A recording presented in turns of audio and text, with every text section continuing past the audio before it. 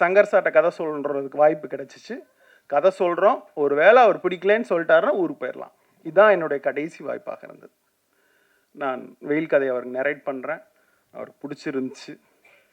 அவர் கம்பெனியில் வித்தியாசமான படங்கள் பண்ண விரும்பினார். அப்போ அவர் சொன்னார், சூர்யா, அர்ஜுன் அப்படி யாரா ஹீரோ அப்படின்ட்டு. அப்போ நான் சொன்னேன், விருதுநகரனுடைய திராவிட முகம் பசுபதி மாதிரி ஒருத்தர் வேணும், அவரோட படம் பண்ணுவேன் அப்படின்னு நான் சொன்னேன். அந்த வெறியோடு தான் அந்த படத்தை நான் பண்ணி முடித்தேன். அந்த படம் தான் ஃபஸ்ட்டு கேன்ஸில் தமிழ்நாட்டிலேருந்து செலக்ட் ஆன முதல் படம்.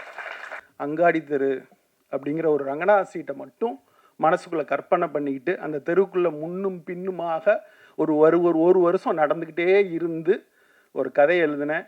மறுபடியும் கேன்சர் ஸ்க்ரீன் ஆனப்போ ஐங்கரன் கருணாசன் அங்கே வந்திருந்தாங்க. அப்போ அந்த கம்பெனியில் 4 கமர்ஷியல் படம் நடந்துச்சு. போனா போதுன்னு ஒரு நடந்த படம் தான் அங்காடி தெரு.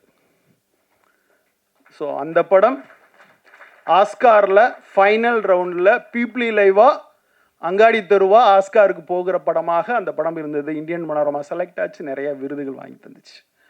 ஸோ ஒரு ஃபெஸ்டிவல் யாரை உருவாக்குதோ உருவாக்கலையோ எனக்கு தெரில, ஆனால் அப்படி உருவான அந்த ஃபெஸ்டிவலால் உருவான ஒரு ஆள் தான் நான். ஆக்சுவலாக அனைவருக்கும் இனிய மாலை வணக்கம். என்னை இந்த விழாக்கு அழைச்சதுக்கு ரொம்ப நன்றி. ரொம்ப உள்ளே வரப்பே ரொம்ப இன்ஸ்பைரிங்காக ஃபீல் பண்ணேன், ரொம்ப எனர்ஜெட்டிக்காக ஃபீல் பண்ணேன். இவ்வளோ யூத் வாய்ஸ் இதை கேட்குறப்ப ரொம்ப எனர்ஜெட்டிக்காக இருந்துச்சு. ஒரு பழைய கதை தான் அது, எனக்கு நடந்த கதை. அந்த கதையை சொன்னால் அட்லீஸ்ட் உங்களுக்கு நீங்கள் இன்டர்வியூலாம் கேட்டிருப்பீங்க, இருந்தாலும் அந்த கதையை சொல்லணும்னு ஆசைப்பட்றேன். என்னுடைய முதல் படம் சரியாக போகல. நான் சோர்ந்து போயிருக்கேன். நான் இயக்குனர் சங்கர் அவர்களிடம் வேலை பார்த்தேன், கமர்ஷியல் உலகத்தினுடைய பெரிய ஒரு இயக்குனர். ஸோ நான் ஃபஸ்ட்டு படம் எடுத்தேன். அந்த படம் கதையாக ரொம்ப முக்கியமான படம். ஏதோ ஒரு காரணங்களால் அந்த படம் சரியாக போகல. இப்போ என்னை சுற்றி இருக்கிற மொத்த உலகமும் ஒரு கமர்ஷியல் உலகத்துக்குள் இயங்கிக்கிட்டு இருக்கு. அப்போ தான் தில், தூள், சாமி அது போன்ற படங்கள் வந்துக்கிட்டு இருக்கு.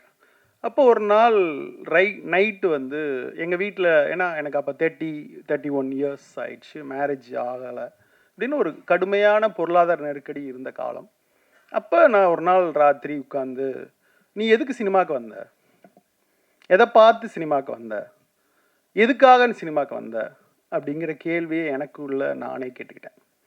எதுக்கு உன்னை மயிலிறகால் வருட வச்சுச்சு, எது விருதுநகரை விட்டு உன்னை ஓட வச்சு சினிமாக்குள்ளே கொண்டு வந்து நிப்பாட்டுச்சு, எல்லாத்தையும் விட்டுட்டு இங்கே சினிமாவில் சாப்பாட்டுக்கு கஷ்டத்துக்கு எல்லாத்துக்கும் நீ அலைஞ்ச அப்படின்னு நான் யோசிக்கிறப்ப எனக்கு மகேந்திரன் படங்கள், பாலச்சந்தர் அவர்கள் படங்கள், பாரதிராஜா படங்கள், இப்படி ஒரு படம் தான் என்னை இயக்குனர் ஆக்கணும், நல்ல கதையை சொல்லணும் அப்படிங்கிற ஒரு உத்வேகத்தை ஏற்படுத்துச்சுன்னு ஒரு டைரியில் நான் எழுதினேன். அப்போ கரெக்டாக சென்னையில் ஒரு ஃபிலிம் ஃபெஸ்டிவல் நடந்துச்சு. அதுக்கு முன்னாடி ஃபெஸ்டிவலுக்கு போகிற வாய்ப்பு, சூழ்நிலை, பல்வேறு சந்தர்ப்பங்கள் அமையல. அந்த காலகட்டம் உங்களுக்கு தெரியும், 2002-3 காலகட்டத்தில் ஒரு குறிப்பிட்ட சமூகம், குறிப்பிட்ட ஆட்கள் மட்டும் போய் வருகிற ஒரு இடமாக அது இருக்குது. அப்போ டிவிடி, சிடி அந்த மாதிரியான ஒரு கலாச்சாரம் இன்னும் முழுமையாக வராத ஒரு காலகட்டம். உலக சினிமாவை தொடர்ந்து நீங்கள் பார்க்க முடியாத ஒரு காலகட்டம். நான் மெட்ராஸ்க்கு வந்தால் பென்னர் படமே பார்த்தேன். ஸோ அப்போது ஒரு ஃபிலிம் ஃபெஸ்டிவல் நடந்துச்சு. அந்த ஃபெஸ்டிவல் முழுக்க அன்னைக்கு 6 படம் இருந்துச்சுன்னா 6 படத்தையும் பார்ப்பேன். நான் 6 படத்தையும் பார்த்து நான் வீட்டுக்கு போய் 6 படத்தினுடைய கதையும் எழுதுவேன். நோட்டில் இன்னைக்கு காலையில் இந்த படம் பார்த்தேன், இந்த கதை எனக்கு பிடிச்சிருக்கு, அந்த கதையில் எனக்கு என்ன பிடிச்சிருக்கு அப்படின்னு எழுதி எழுதி எழுதி எழுதி அந்த ஃபெஸ்டிவல் மொத்தமும் முடித்தேன். முடித்த பிறகு என்னுடைய பார்வை மொத்தமும் மாறிச்சு. மயிலிறகால மனசை வருடுற ஒரு இன்ஸ்பிரேஷனில் சினிமாக்கு நீ வந்த, நீ எக்காரணம் கொண்டும் அது இல்லாத இன்னொரு கதையை, இன்னொரு படத்தை பண்ணிடக்கூடாதுங்கிற ரொம்ப ஆழமான ஒரு நோக்கம் என் மனசுக்குள்ளே ஏற்பட்டுச்சு. அப்போ எழுதின கதை தான் வெயில். ஆக்சுவலாக சோகால்டு இங்கே இண்டஸ்ட்ரி முழுக்க வெற்றி வெற்றி வெற்றின்னு கதாநாயகன் வருகிற ஒரு உலகத்துக்குள் இருந்து முதல்ல தோல்வியுற்றவனுடைய வாழ்க்கையை சொல்லணும்னு ஆசைப்பட்டேன். அதுவும் அந்த வெயிலோட சூடோட அந்த மனத்தோட சொல்லணும்னு ஆசைப்பட்டேன். கண்டிப்பாக அப்போ முதல் படம் தோற்ற ஒரு இயக்குனருக்கு எந்த கதவுகளும் எப்போதும் திறந்திருக்காது. ஸோ இடித்து முட்டி ரத்தம் ஒழுக நின்னா கூட அந்த கதவுகள் திறக்காது நண்பர்களே. அப்படி இப்போ நினச்சப்ப காதல் படம் ரிலீஸ் ஆகி வெற்றி அடைஞ்ச பிறகு கடைசி வாய்ப்பு. நாளை காலையில் சங்கர் சார்ட்ட கதை சொல்கிறதுக்கு வாய்ப்பு கிடச்சிச்சு. கதை சொல்கிறோம், ஒரு வேளை அவர் பிடிக்கலன்னு சொல்லிட்டாருன்னா ஊருக்கு போயிடலாம். இதுதான் என்னுடைய கடைசி வாய்ப்பாக இருந்தது. நான் வெயில் கதையை அவருக்கு நரேட் பண்ணுறேன். அவருக்கு பிடிச்சிருந்துச்சு. அவர் கம்பெனியில் வித்தியாசமான படங்கள் பண்ண விரும்பினார். அப்போ அவர் சொன்னார், சூர்யா, அர்ஜுன் அப்படி யாரா ஹீரோ அப்படின்ட்டு. அப்போ நான் சொன்னேன், விருதுநகரனுடைய திராவிட முகம் பசுபதி மாதிரி ஒருத்தர் வேணும், அவரோட படம் பண்ணுவேன் அப்படின்னு நான் சொன்னேன். அந்த வெறியோடு தான் அந்த படத்தை நான் பண்ணி முடித்தேன். அந்த படம் தான் ஃபஸ்ட்டு கேன்ஸில் தமிழ்நாட்டிலேருந்து செலக்ட் ஆன முதல் படம். நம்ப மாட்டீங்க, அந்த படத்துக்கு 26 அவார்டு கிடச்சிச்சு. ஸ்டேட் அவார்டு, நேஷ்னல் அவார்டு, எல்லா அவார்டும் கிடச்சிக்கிட்டே இருந்துச்சு. அவ்வளோ அவார்டு கிடச்சோன்னே நான் அதுக்கு தகுதியானவனா அப்படிங்கிற கேள்வி எனக்கு வந்துச்சு. அப்போ தான் மறுபடியும் எனக்கு இந்த வேர்ல்டு சினிமா பார்த்த, ஃபெஸ்டிவல் பார்த்த அனுபவம் தான் எனக்கு வந்து ஆல்மோஸ்ட் அன்னைக்கு டாப் ஹீரோஸ் எல்லாற்றிருந்தும் படம் பண்ணுவதற்கான வாய்ப்பு வந்துச்சு. நீ கதையே சொல்ல வேணான்னு கூட வந்துச்சு. ரீமேக் பண்ண வாய்ப்பு வந்துச்சு. என் கையில் ஒரு துளி காசு இல்லை. அடுத்த படம் பண்ணுவதற்கு எங்கேயுமே நான் அட்வான்ஸ் வாங்கலை.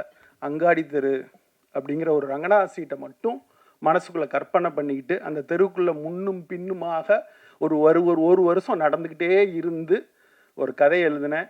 மறுபடியும் கேன்சர் ஸ்க்ரீன் ஆனப்போ ஐங்கரன் கருணாசன் அங்கே வந்திருந்தாங்க. அப்போ அந்த கம்பெனியில் 4 கமர்ஷியல் படம் நடந்துச்சு. போனால் போகுதுன்னு ஒரு நடந்த படம் தான் அங்காடி தெரு.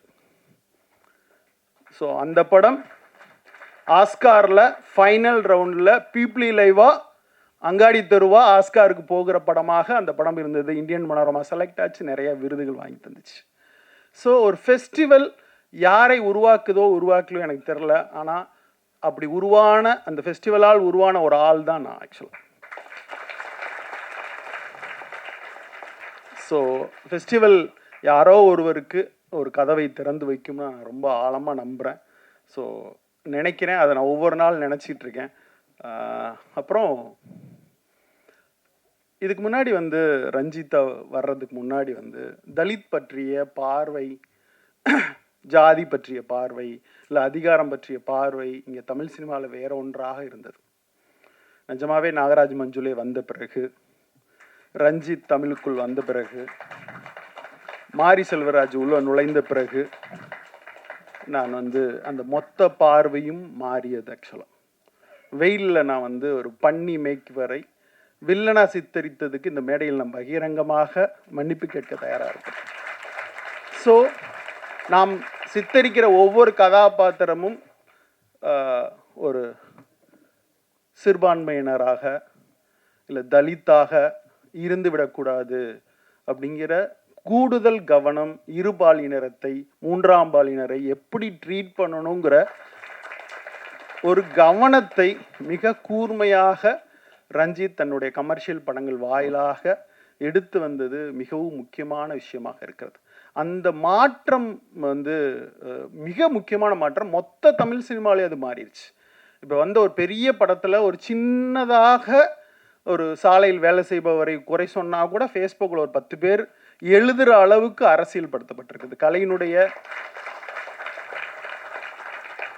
முக்கியமான வேலையாக நினைப்பது அரசியல் தான் நினைக்கிறேன். அது வந்து அந்த வேலையை மிக சிறப்பாக ரஞ்சித் வந்து அந்த ஒரு அகல் விளக்கை ஏற்றி வச்சது இன்றைக்கி வந்து அப்படி அவ்வளோ அழகாக எரியுது. ஒரு இயக்குனர் வந்துக்கு பெரிய ரஜினி படம்லாம் கிடச்ச பிறகு, காசு கிடச்ச பிறகு கல்யாண மண்டபம் கட்டலாம், ஸ்டுடியோ கட்டலாம், கொடைக்கானலில் இடம் வாங்கலாம், என்ன வேணால் செய்யலாம். ஆனால் ஒரு லைப்ரரி துவக்கணும், கூகை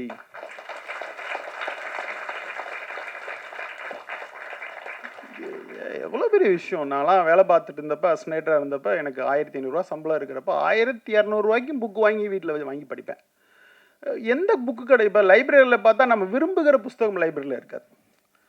நான் வாங்கணும்னு நினைக்கிற புஸ்தகம் விலை அதிகமாக இருக்கும். இப்படி ஒரு காலகட்டத்தில் நான் 92, 93ல் ஒவ்வொரு புக் ஃபேருக்கும் போய் இந்த புக்கை வாங்க முடியாதான்னு ஏங்கிக்கிட்டு இருப்பேன். இப்போ ஓரளவுக்கு வாங்க முடிகிற காலம். ஆனால் உதவி இயக்குனராக இருப்பவர்களுக்கு எந்த புத்தகத்தை படிக்கணும், எந்த புத்தகத்தை படிக்கக்கூடாது, என்ன செய்யணும், என்ன செய்யக்கூடாது அப்படின்னு தெரியாத ஒரு காலகட்டம். ஆக்சுவலாக என் கையில் தாவரங்கள் உரையாடல் வந்து சேர்வதற்கு அவ்வளோ நாள் ஆச்சு. என் கையில் ரப்பர் வந்து சேருவதற்கு அவ்வளோ நாள் ஆச்சு. இப்படின்னு நான் சொல்லிகிட்டே போவேன். நான் வந்து அவ்வளோ அந்த அந்த நவீன இலக்கியத்தினுடைய முதல் சரடனை என் கையில் பற்றுவதற்கு அத்தனை நாள் ஆச்சு. கணையாளை வாங்குவதற்கு நான் விருதுநகர்லேருந்து மதுரை வந்து ட்ராவல் பண்ண வேண்டியிருக்கும். ஸோ அந்த காலகட்டத்திலேருந்து ஒரு கூகை லைப்ரரியை துறந்து இன்னைக்கு வந்து நான் வந்து அந்த அந்த ரோடு வழியாக தான் தினமும் போகிறேன். ஆக்சுவலாக என்னோடய ஆஃபீஸிலேருந்து நான் கடந்து செல்கிற பாதை அது. அங்கே பார்க்குறப்ப அது ஒரு இயக்கமாக மாறி இருக்கிறது. இது ரொம்ப பெரிய விஷயம். ரெண்டாவது, தொடர்ந்து இசைக்கு ஒரு விழா நடத்துகிறாரு, திரைப்படத்துக்கு ஒரு விழா நடத்துகிறாரு. ரொம்ப சர்ப்ரைஸாக இருக்குது, மகிழ்ச்சியாக இருக்கிறது. எனக்கு ஒன்றே ஒன்று தான் தோணுச்சு, ரஞ்சித்தை பாதுகாப்பாக பார்த்துக்கோங்க.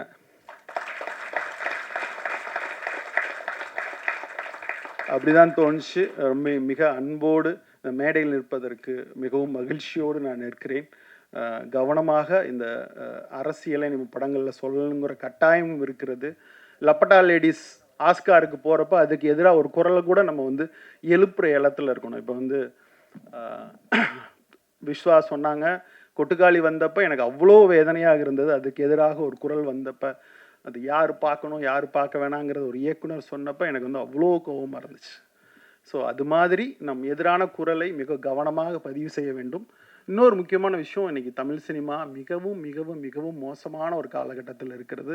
நான் ஒரு ப்ரொடியூசராக கடந்த லாஸ்ட் படம் நான் தான் ப்ரொடியூஸ் பண்ணேன் என் ஃப்ரெண்டோடு சேர்ந்து. ஸோ இன்றைக்கி மேடையில் இருந்த ப்ரொடியூசர் எல்லாம் பார்க்குறப்ப ரொம்ப ஆச்சரியமாக இருக்குது. ஸ்னாப்சிஸ் கொடுத்தா ஓகே சொல்லிடுவாங்க, பைண்டட் ஸ்கிரிப்ட்லாம் கேட்க மாட்டாங்க. அப்படிலாம் இல்லை, நானாக நெஞ்சு வலிக்க கதை சொல்லியிருக்கேங்க. 2:30 மணிக்கு கதை சொல்ல வர சொல்லுவாங்க. நல்லா பிரியாணி சாப்பிட்டு பல்ல குத்திட்டு சொல்லுங்கப்பா அப்படின்னு சொல்லுவேன். கதை சொல்கிறதுக்காக போயிட்டு மதியத்துலேருந்தே சாப்பிடாமல் இருப்போம். அப்புறம் டீ சாப்பிட்டுட்டு நின்று கதை சொல்லிட்டு வெளியே வந்தால் வாந்தியாக வரும், டீ சாப்பிட முடியாது. இன்னமும் நரேஷன் கேட்டுடலாமா அப்படின்னு சொல்லுவாங்க. இன்னமும் நெஞ்சு வலிக்க நரேஷன் சொல்கிற ஒரு இயக்குனராகத்தான் இந்த மேடையில் இருக்கிறேன். ஸோ இது மாதிரி குளோனிங், இங்கே மேடையில் இருந்த 4 ப்ரொடியூசர் மாதிரி குளோனிங் பண்ணி ஒரு 10,000 பேரை தமிழ் சினிமாக்குள்ளே இறக்க முடியும்னா